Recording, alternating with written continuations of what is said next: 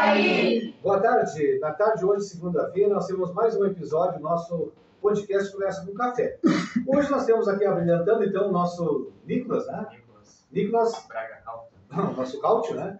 E ele vem aqui fazer um bate-papo com a gente sobre essa questão da cultura familiar, que é característica aqui de Campo Sul, né? Nosso município. Mas não propriamente da cultura familiar, mas relacionada à atividade da fumicultura, né? Desse contexto, né? É isso? Isso. Muito bem. Pois é. Então, no teu caso, a tua família é do interior, não é isso? É. O perfil da tua família é familiar lá, no teu trabalho de casa? Como é que funciona na rotina, no dia a dia? Nesse ambiente familiar lá? Já que a gente fala da cultura familiar. Agora, nesse tempo, é só escolhendo fumo no galpão ou enfardando.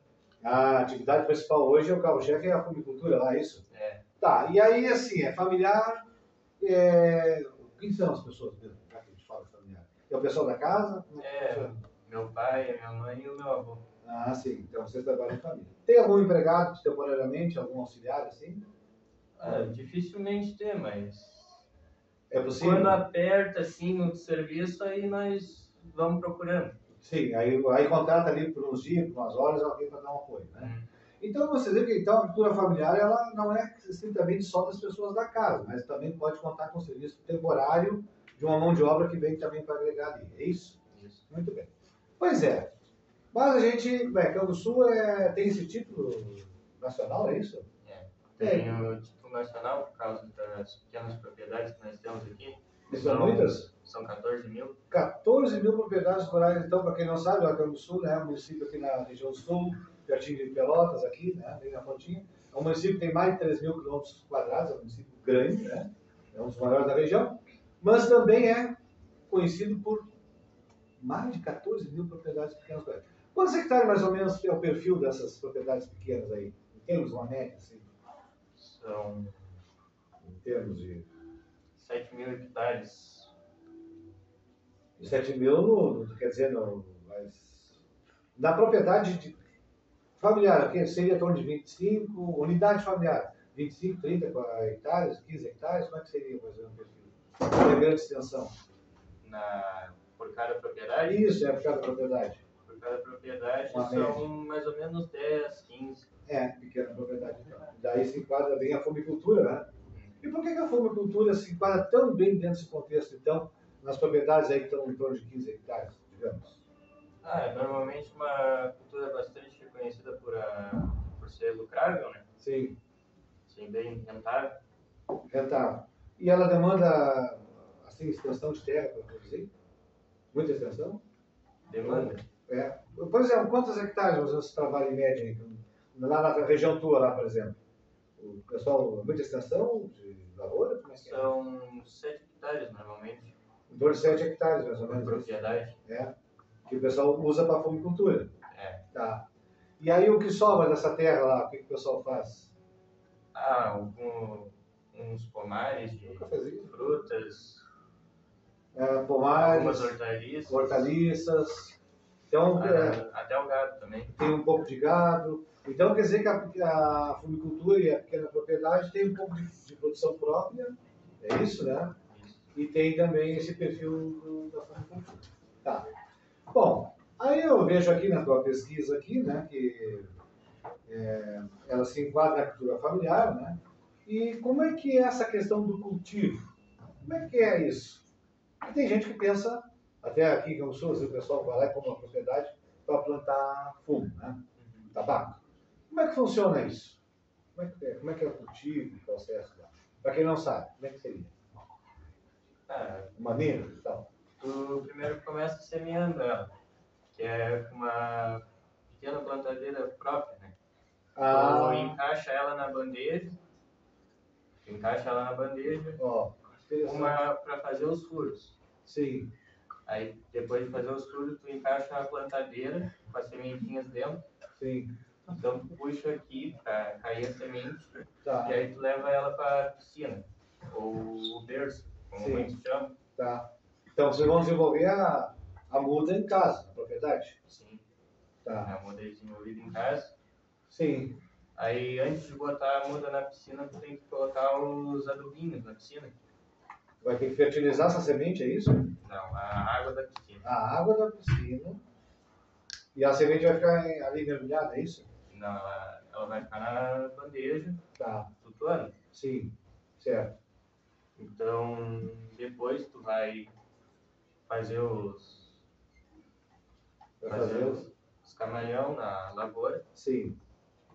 E vai ir adubando, passando a primeira adubação. Sim. E depois tu vai plantar. Tá. Aí vai a muda. Tá. Muito bem. E esse processo aí ele é demorado até chegar nesse momento de 3 meses. plantio? 3 meses, desde que coloca a semente lá até chegar ao ponto de mudar. 3, 5 meses. Muito bem. Pode variar um pouco. Tá, e aí como é que é essa semente aí? Vocês, os produtores trabalham em parceria com alguma empresa? Como é que funciona essa parte? É para a firma, que vai vender depois. Então vocês têm uma parceria com a empresa que vai ficar com a produção, é isso? Vocês vendem para a empresa? Isso. Tá, muito bem. Pois é, e aí? Bom, vai para a lavoura, e aí? Bota a muda lá, para que época mais ou menos é que é feita assim, a mudação, o plantio da muda? Né? No inverno, no verão? Verão. No verão? No verão que é plantada a muda. Tá? E quanto tempo para colher? A colheita, Okay. desde o tempo de muda, são 4 meses. 4 meses. Então, se a gente pensar, 3 meses até a muda ir para a lavoura, é isso? Da semente, até virar muda e ir para a lavoura. Todas as podas também, enquanto ela está na piscina. E tem o manejo na piscina também. Vai fazer as podas. E como é que sabe que ela está no tamanho certo de ir para a piscina? Obrigado. Um cafezinho para a gente? Sim. Um cafezinho aqui para o nosso convidado aqui, por gentileza. Pois é. E aí, como é que a gente sabe que está pronta essa muda para ir para a lavoura? Vamos mudar. Você vai fazer a poda antes de fazer, né? Tu vai fazer a poda quando ela estiver com mais de 5 centímetros. É do tamanho, então. Do tamanho da muda. Aí tu vai fazer 3 podas. Sim. E depois, quando ela crescer de novo, tu vai levar ela para a lavoura. Tá. Tem um desbaste, ela fica fortalecida, digamos, e aí ela vai para a lavoura. Tá. Bom, aí quando ela está na lavoura, em torno de 3, 4 meses para colher, é isso, né? Você falou, né? É isso? É. Então, são mais ou menos 7 meses tem até colher. É isso? Tá. E como é que fica esse trabalho aí quando ela está na lavoura? O que envolve? Envolve a capina, mais uma adubação. E matar-broto, que é para não acontecer a brotagem. Tem um controle do corpo, então. E por que é importante esse controle aí da proteção? Porque se ele brotar, ele vai começar a tirar a força das outras folhas. E aí tu não vai ter uma folha boa. Existe um padrão de folha, então? Isso. O tamanho de folha seria assim? Não é bem um tamanho, é mais a folha ser bonita. Ela tem uma certa espessura e ser larga. Ela tem que ter uma formação e tem que ter uma espessura, provavelmente mesmo. Uma espessura. Uma parede, não é? Na formação? Sim. Interessante. E isso tem a ver com o preço depois que o fumicultor vai receber ou não? Sim, com a classificação que ele vai receber essa folha. Então, quando eu escuto muito o pessoal falar, a gente está classificando o fundo, tem que classificar o fundo é classificado, isso aqui, né? Então, como é que funciona essa classificação aí? Então, a partir dessa folha, como é que funciona isso? Tem por exemplo, 1, 2, 3, tem uma escala ou não? De classificação? São várias classificações. As melhores são BO1 e T1. São as melhores folhas. Tá. As piores normalmente é XR e CO3. Todas são comercializadas ou alguma não vai para a indústria? Essas folhas? Dessas folhas todas vão para a firma, só tu vai receber um valor menor. Interessante. Pois é, e atualmente, assim, no contexto da fumicultura, porque a gente vê assim, tem anos que parece que o pessoal mesmo diz, olha, esse ano a safra foi muito boa, teve um preço bom também, Aí tem outros pessoal que dizem, agora a gente está mais quase que só para pagar as contas, não foi favorável, às vezes tem questões climáticas também, né, que interferem, seca, praga, chuva, essas coisas, né? E às vezes o próprio preço do mercado, né, também não ajuda. Como é que está no momento hoje isso? O preço de mercado nessa safra, ele tá só para pagar as contas. No ano passado ele estava muito bom, o que chamou a atenção de muita gente. Muitos até foram para o interior para plantar o fumo. Arrendaram propriedades ou compraram para fazer isso?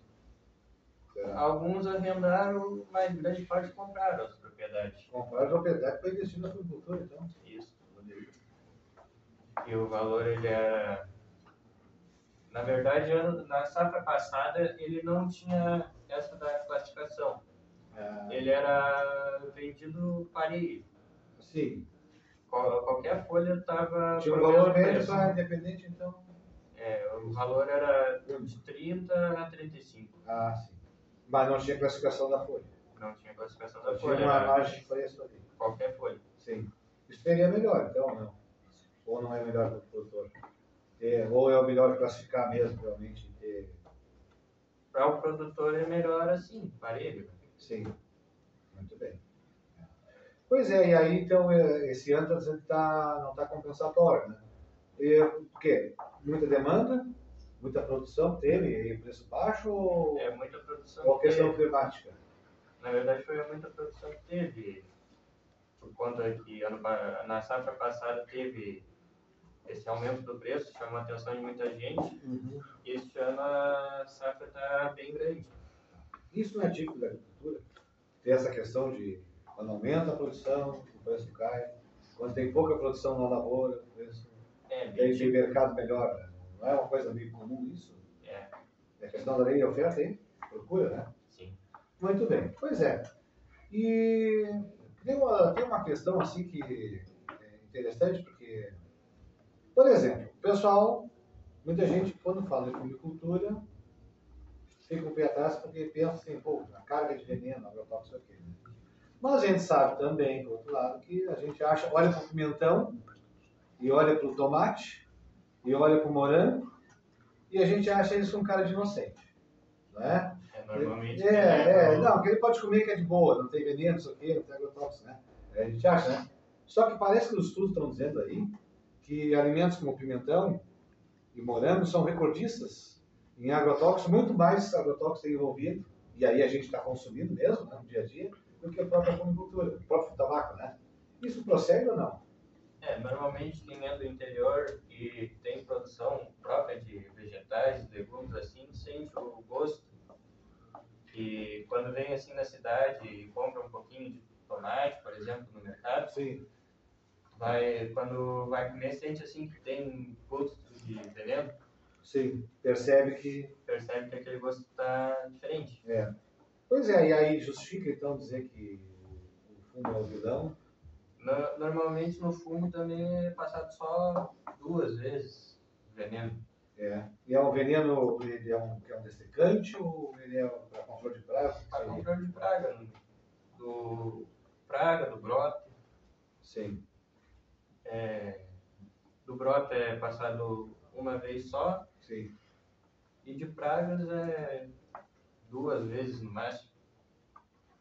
E aí o pessoal usa EPI, equipamento de proteção, essas coisas? Como é que é normalmente? Sim, é usado a roupa especial, que é aquela touca árabe, como é chamado. Sim. É bem conhecida assim, com uma viseira de plástico na frente e todo um macacão especial para não penetrar o veneno. Para não penetrar o veneno. Sim. Pois é, e aí, assim, no caso, tu tem, que idade tem agora? Tá bom?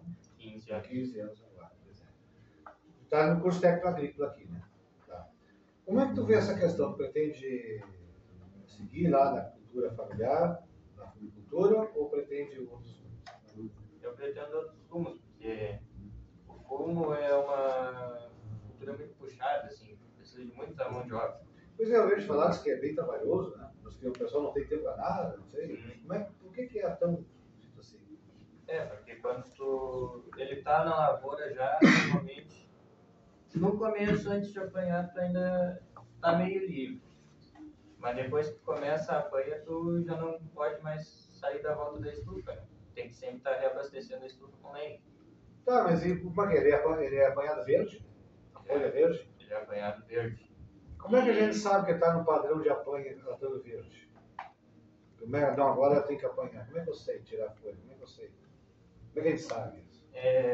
Quando a folha está num tom verde bem escuro e quando perto do talo do pombo, tá meio soltando a folha já. Normalmente no apanhar que quando tu vai passar a mão assim, ele já solta a folha. Então já sabe, visualmente ali tu já consegue saber que está no ponto. Sim. Bom, aí ele é coletado. Como é que é feita essa coleta da folha? Manual? É manual. Manual. Mesmo com a colheitadeira que foi criada há pouco tempo, ela é manual, porque ela é apenas para te proteger do sol e tu não precisar estar caminhando. Tá. Mas a colheitadeira não vai conseguir classificar a folha? Ou quando tira a folha, tira toda aí? Não, é dito colheitadeira, mas não é ela que vai colher. Tá. É tu que vai estar colhendo ali. Sim. Tu vai estar sentado nela e vai estar com a carreira de fumo do teu lado e tu vai estar apanhando. Mas ela é tracionada ou não? Não. Sim, ela é com motor próprio. Ah, tem um motor próprio. E aí a pessoa vai ali, trabalhador, vai sentado e vai colhendo. Tá. E como é que comanda? Precisa duas pessoas? Um para tocar a máquina e outro para apanhar?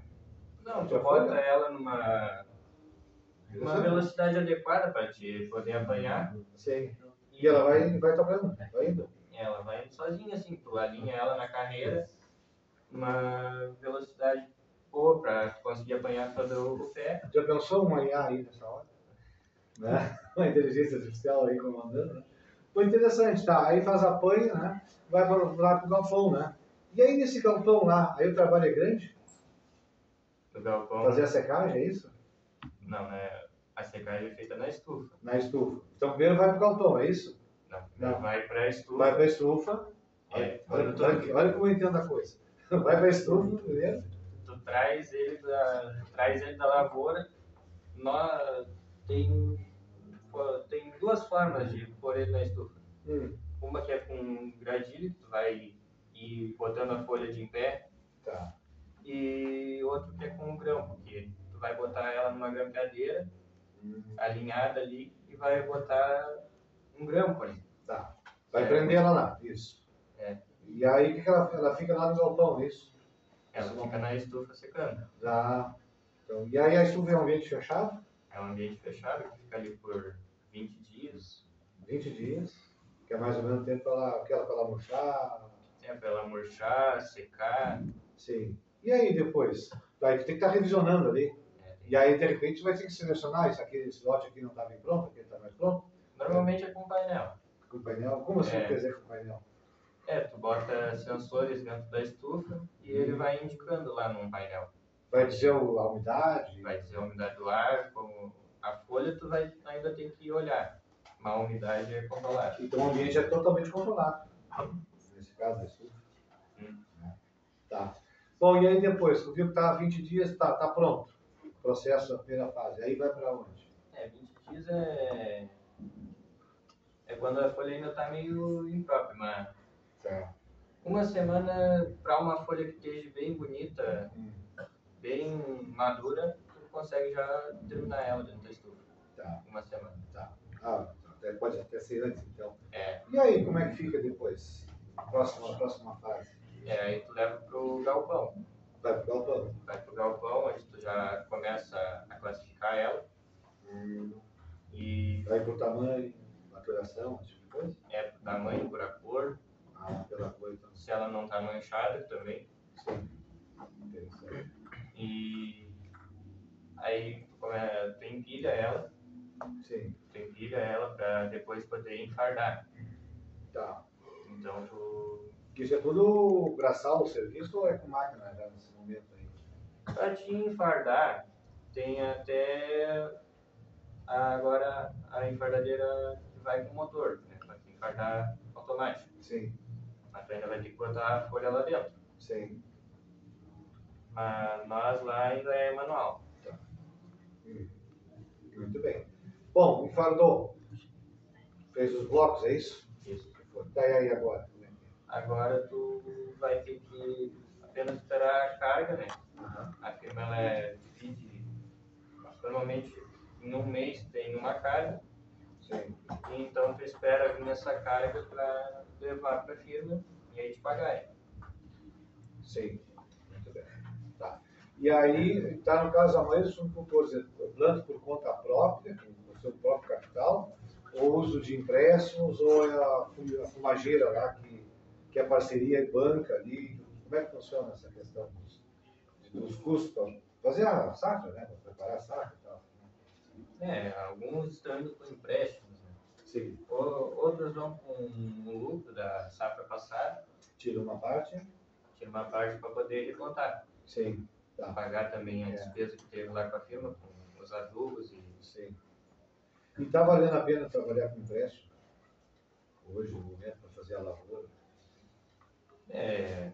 O empréstimo é um risco muito grande, porque pode dar errado a tua safra, pode dar granizo, coisas assim. Então, mas aí tem seguro, né? Tem o seguro, mas aí tu vai pagar, não vai conseguir pagar o empréstimo. Por causa do custo? Por causa dos juros. Pesa muito.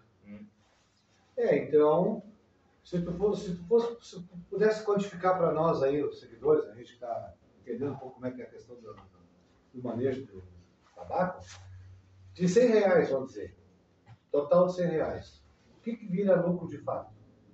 Assim, lucro mesmo, tirou as despesas de lavoura, de atuação, de fertilizantes, daquilo, de manejo, de mão de obra, tudo mais, preparo da terra, o que sobra mesmo de R$100, vamos dizer assim? R$100 não vai sobrar nada. Ué, a cada 100 não sobra nada? Bom, se fosse a cada R$100 sobra o quê? 90, 10 reais seria mais ou menos? A margem de lucro, vamos dizer assim, que sobra no final das contas. Por exemplo, tu vai lá e faz uma safra com 50 mil, digamos, é uma safra, né? Um montante daquela produção.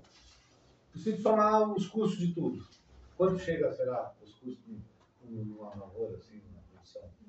Tem como estimar mais ou menos? Metade é despesa ou passa? Ou é menos? Acho que uns 30 mil tu teria de lucro. Uns 30 mil. Então, 50, 30 então tem uns 60%, digamos, que é lucro. Então. Mais ou menos isso. Cada R$100, então uns R$60 aproximadamente seria lucrativo. 40 seriam então os custos, as despesas, né? Sim. Tá, e hoje tem alguma atividade na pequena agricultura familiar, né? A gente está falando de pequena propriedade, né? Que seja mais rentável que o fundo de tabaco? Não, acho que não teria. Não? A mais lucrável seria o tabaco. Mesmo todo o trabalho e toda essa técnica e tudo mais, e custo ainda vale a pena. Mesmo sendo a mais puxada, ainda é a mais lucrável. Muito bem. Tá, e do ponto de vista do meio ambiente, por exemplo, né? A questão ambiental, cuidar do solo, das águas e tal. Como é que é? Ele é mais ou menos, pode ter mais ou menos dano para o solo e para a água, por exemplo, do que as outras culturas? Ou como é que vê isso? Em termos de agressão, vamos dizer. Isso tudo depende do agricultor que vai estar trabalhando. Como assim? Porque se tu levar o manejo certinho com os venenos, no caso, os frascos, fazer o descarte correto, tudo certinho, ele vai desgastar o solo, mas não vai ser tão prejudicial. Tá. Como é que o descarte é feito? O descarte normalmente... Você não tem ainda? 24. Pois é, o descarte como é que ele é feito? Descarte. Pois é, porque está dizendo que o manejo correto evita de agredir o meio ambiente, né? O descarte normalmente tu deve juntar tudo que tu utilizou na safra, guardar para depois a firma levar. Tá. Então a firma depois é que dá o destino final. Sim. Tá. E aí o agricultor tem o compromisso de cuidar disso, de garantir isso. Guardar os frascos, não descartar no meio ambiente, assim. E quando tem uma pequena propriedade, que o espaço é limitado, vamos dizer assim, aí tem que fazer a lavoura, né? Tem algum critério se, por exemplo, tem uma fonte de água perto, uma sangra, uma nascente, para fazer a lavoura, ou isso não entra em questão? Não é bom fazer perto dessas nascentes, porque mesmo sendo pouco veneno, ainda vai prejudicar aquela nascente. Então, apesar de todos os cuidados, ainda sempre tem, como qualquer outra cultura, Deve ter hoje ainda vai ter um certo risco ainda. Deve ter a distância daquela nascente. Muito bem, perfeito. E para vocês que são as pessoas que trabalham lá, vocês têm que ter algum cuidado médico, alguma coisa assim que vocês precisam fazer? Porque uma época eu vi assim, não sei se procede, tá? Uma época que as pessoas anualmente estavam fazendo exame de toxicidade, se tinham se contaminado com algum produto, ou se tinham que fazer algum tratamento, alguma coisa. Você fechar? 5% de bateria. 100%? 5% de bateria. 5%. Tem alguma coisa? Vou fechar agora. Então. Um cuidado médico assim sempre é bom ter, por causa que na colheita, principalmente se for durante a manhã, o fumo ele vai largar a nicotina, o que pode te afetar. Até a nicotina, assim, apanhando o fumo durante a manhã, ele prejudica mais do que tu fumando. Bom, nós estamos ali com a nossa bateria, infelizmente, terminando ali a carga, né?